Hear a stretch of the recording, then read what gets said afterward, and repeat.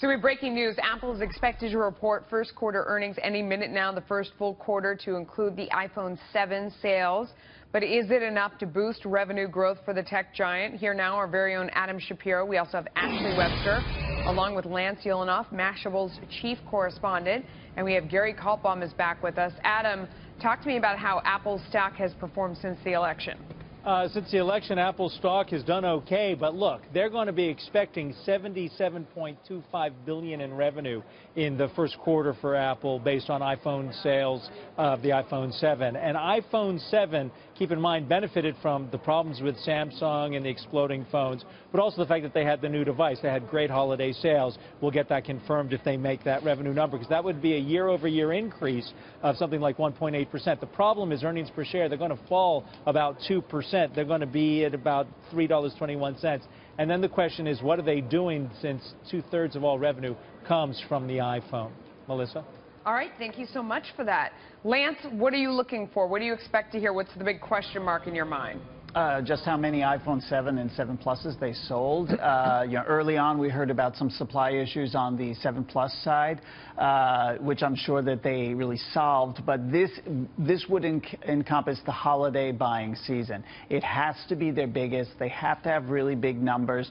Traditionally, they've done very well. We know that there have been some headwinds on the iPhone sales side, that it is, still a really good part of their business, but it is starting to shrink, and they are focusing more and more on trying to build out the services side, which, by the way, you will again hear Tim Cook talk about services. Yeah. Gary, it has become a drinking game. How many times CEOs blame Trump for whatever is going on and whatever in the climate and the election and, the chaos that's going on. Do you think that we'll hear the same thing from Tim Cook? Look, I hope not. He should concentrate on his company, and the most important thing for me going forward is not this quarter. It's probably next September when the next iPhone comes out, or they may do it in July because it's their 10th anniversary of the first iPhone. That is going to change the playing field one way or another. If they don't get a blockbuster next year, you're dealing with a company that's just stagnant as far as growth, both sales and earnings, and you'll end up with just a gargantuan company that can't grow anymore.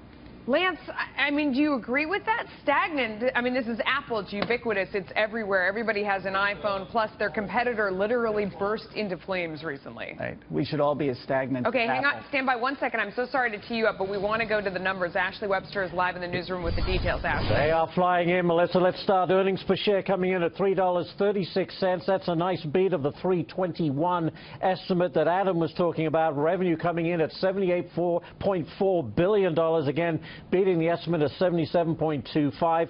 Just very quickly glancing at the numbers, number of iPhone units shipped, 78.3 million. That's better than an estimate was expected around 77.4 million. So sales of the iPhone 7, 7 Plus certainly boosting revenue in this most recent quarter, which included, of course, all-important holiday season.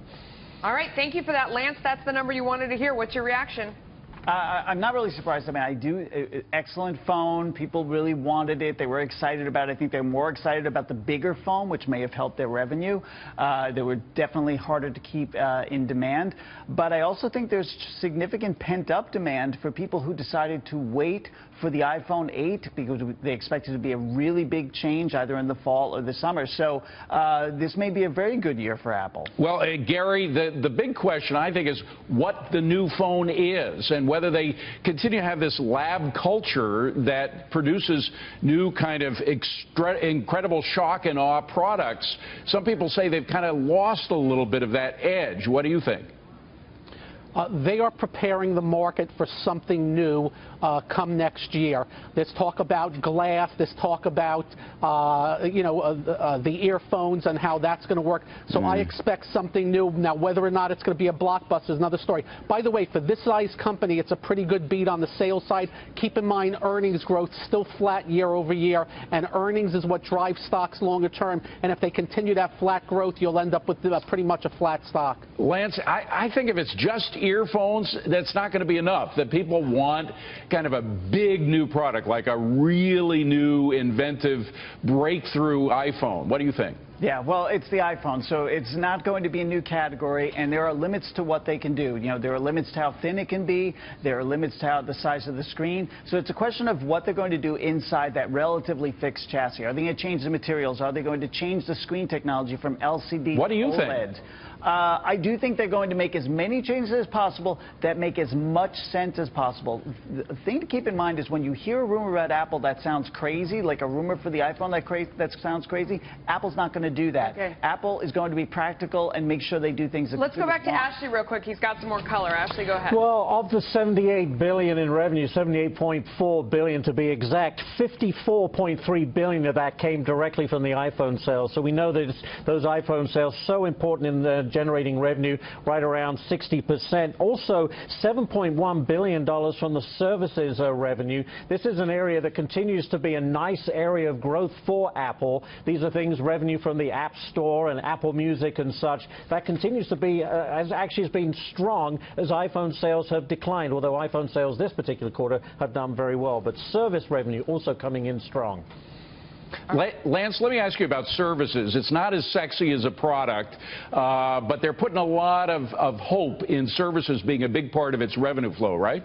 Yeah, and why shouldn't they? Because it's annuities. You know that you're going to get paid every year, every month. You know, people get tied into the iCloud, for example, you know, where you have the storage space. You pay 99 cents a month, or maybe you pay, you know, $10 a year or something like that, and you just keep paying it. In fact, you usually end up paying more. And for that, and Apple Music, and Tim Cook knows this is an important part of the business. It used to be something he didn't talk about, and now he talks about it every quarter and every earnings call because it's growing, and he knows how important it is, and it makes investors, I think, really happy. We're going to keep a close eye on what happens with these numbers. We'll try to keep this up on the screen for you, but we want to bring politics and policy into this discussion because Apple put itself right in the middle of all this policy. CEO Tim Cook taking on President Trump's immigration order, writing, quote, "Apple believes deeply in the importance of immigration, both to our company and to our nation's future. Apple would not exist without immigration, let alone thrive and innovate the way we do." Lance, in a recent article you wrote,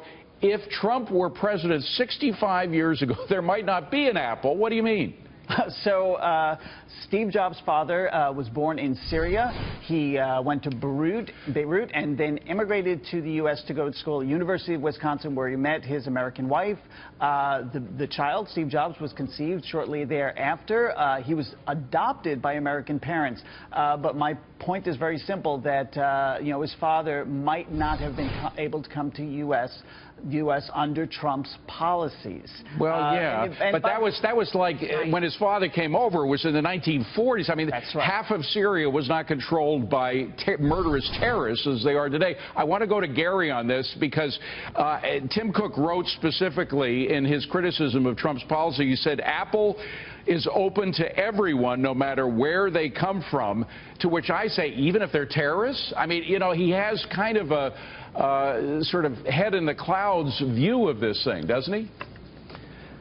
Look, I believe these companies see what's fashionable out there. I'm a little bit more jaded than most, and I think they're just putting it out there that they're this good corporate chieftain, and we're for everybody, so go buy our iPhones, whoever you are. I don't blame them for doing that. I don't think there's any repercussions for doing that, and I think they've put their finger up into the wind and realized we're okay if we go forward with this type of talk. All right, Ashley, let's go back to you for a second. You've got some more color. Give it to us. Well, you know, continuing to get through these numbers a little bit, Melissa, the iMac sales coming in at 5.37 million units. That's actually a beat, just slightly, but a beat. But those iPad unit sales continue to suffer. I think as iPad sales are going down, they came in at 13 million, which sounds like a lot. The estimate was for about 14 million. But ever since the iPhone started getting bigger and bigger, I think the appeal of the iPad has gone down and down. But so the iPad sales actually missing estimates. Yeah, Lance, is that surprising to you on the iPads? No, I mean, that's been, I think his point is exactly right, that as phones have gotten larger, people have found less need for an iPad, you know, because the iPad mini came out after the regular iPad, and suddenly you look at the difference in size between the iPad mini and an iPhone 7 Plus, and it's not that much, so maybe it just takes something you can put in your pocket. So I think that's been just a fact, but that's why we have the iPad Pro, which is supposed to be really designed for business people and get into the enterprise, so they're trying to grow the business that way. Yeah, interesting stuff. All right, thanks to all of you. Well,